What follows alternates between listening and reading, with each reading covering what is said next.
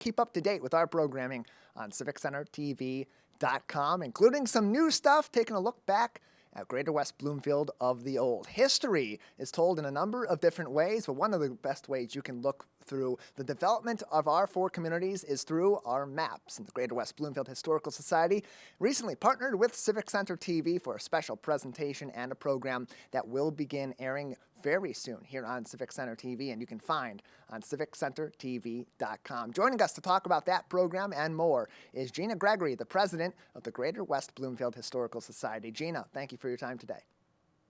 Morning.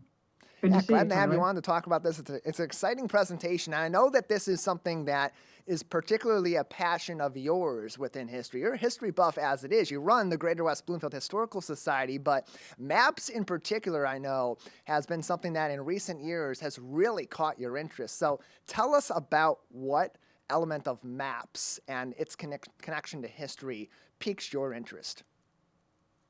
Well, they're just so definitive, seemingly, as a way to look at what somebody thought was important at that period of time.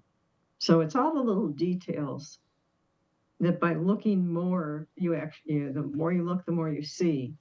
So I had a 1896 map in my hallway for 15 years, walked by it every day.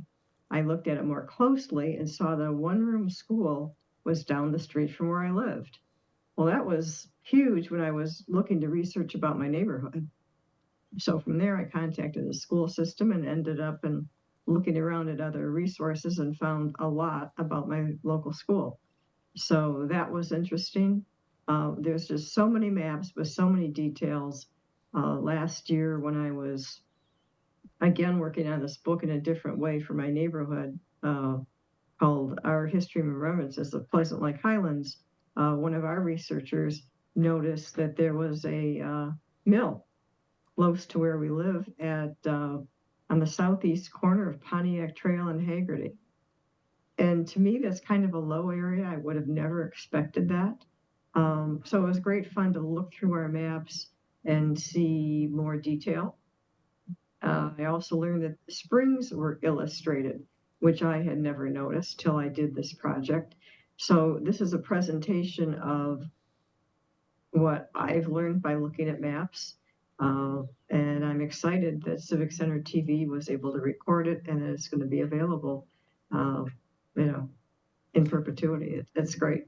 Yeah, and you can find a listing of when it's going to be airing on Civic Center TV on our website, CivicCenterTV.com. Click on Schedule at the top of the page if you're viewing it on the web browser, or in our drop-down menu on the left side on your mobile phone to find the times this will be airing. You'll also find it on demand on CivicCenterTV.com and on our YouTube page at Civic Center TV. Gina Gregory is with us, the president of the Greater West Bloomfield Historical Society, as we preview history through maps in this special presentation between Civic Center TV and the Greater West Bloomfield Historical Society. And Gina, not only do you see sort of the development of the community over the years in this presentation, or as we look at our historical maps and our modern maps and compare and contrast, but you also get connections to before some of our more modern recorded history too. And that's something you also honed in on in this presentation, is Native American connections and sort of how they mapped out their areas of our Greater West Bloomfield community.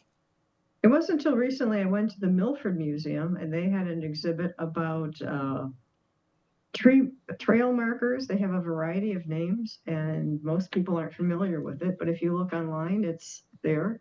And so what I've learned is that indigenous people would bend a tree for a few years to create a definite shape, and that they did more than one of these to make themselves a trail, and they would mark special things like the path or where a shallow place in the river was to cross, or medicinal plants grew here, or perhaps sacred areas. So that's a whole another way that we can look back and learn more about our history. And then this morning I was thinking, gosh, I forgot to throw in the trails that were created by the animals, because that's really what drove the whole thing from square one. So that Woodward was actually a mastodon trail, and then a person trail, and then a wagon trail, and then a car road, and then the first paved road. So, it goes all the way back. Even when you're not watching the History Through Maps presentation with us on CivicCenterTV.com and the Greater West Bloomfield Historical Society, you're still going to learn something about mapping and about our history in the Greater West Bloomfield area. That tidbit there about Woodward, just learned that today. Shocking, but also really interesting, Yep. really cool, and that's the kind of stuff that you can look into by exploring our history. And Gene, as we talk about the Native American connections to our local maps and the development of our community in your Oh, presentation, a lot that goes into what you discussed there has to do with our landmarks. And we mark a lot of our landmarks today and historically through our wayward signs or historical signage all throughout the community. You have an event coming up very soon that's going to add a new one right here in our local area, yeah. just a couple miles away from our studio. Yeah, the 25th one. We have 25 Motor City markers, they're called. We call them outdoor exhibit panels. We're thrilled to have our 25th one installed.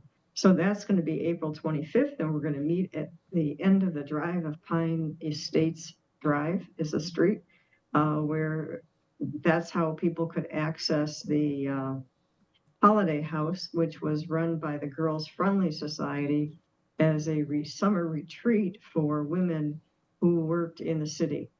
That the feeling was that these women had come off the farm, young girls, and they were all alone in the city, and that was a fairly grueling lifestyle, and that they would enjoy some R&R out in the country here. And so that's what we're going to look at. And that was discovered by people looking in their own backyard, wondering why there was some cement steps with a handrail in. And it was from back when it was a camp. Just a So little bit, that's just a little bit of okay. research, a little bit of being inquisitive can lead to finding something that's really an historic landmark and going to be one in our community. We've seen that in a couple different examples over the last couple of years as well, and we'll continue to cover that with our friends over at the Greater West Bloomfield Historical Society as best as possible. Gina, another great event coming up in another historical location that helps connect people to nature with Greater West Bloomfield Historical Society naturalist Carol Fink. Tell us about that. Yes, that's going to be on the 28th. She's going to walk people through the Orchard Lake Nature Sanctuary, also with Lauren from West Bloomfield Park. She's a naturalist as well. So it's a good walk. It's an easy terrain to walk on. It's rolling hills, and it's always enjoyable. Whatever, just dress for the weather, and you'll have a good time. More And I want to information. mention, Oh, please go ahead. yeah, I want to mention one other thing. It's not using maps, but it's using tax books. So we're going to soon, April 14th, we'll be getting out our tax books, especially the 1914 and the 1954 tax book, so that you can come and see where your property or who lived there, find it in the book. If you can bring things like your house number as well as your Sidwell number, that's really helpful. And folks there can help you learn more about that as they go through the process. So that's always pretty interesting. Then helps people really connect. More information on looking these at their own programs backyard. can be found on gwbhs.org. You can also follow along with the Greater West Bloomfield Historical Society on Facebook at GWBHS. Gina, before we let you go, anything else we should be keeping in mind about our Historical Society at this time? Sure. So those are our events in April. May will focus being in the parade as well as a special open house. And then June takes us to Apple Island Tours, which will return. We're excited by that. It's not happened since 2019. So we're glad to have those back. See our website for more. It's June 8th and 9th from 10 to 3:30. The last boat goes out. And then August 11th, we're having our very first poker rally, leaving from the high school, West Bloomfield High School. And that morning as well, the Robotics Club is having a car show. So it's a car fest kind of day with the car show from 9 to noon, and then the poker rally in the afternoon. And we have a website page with that.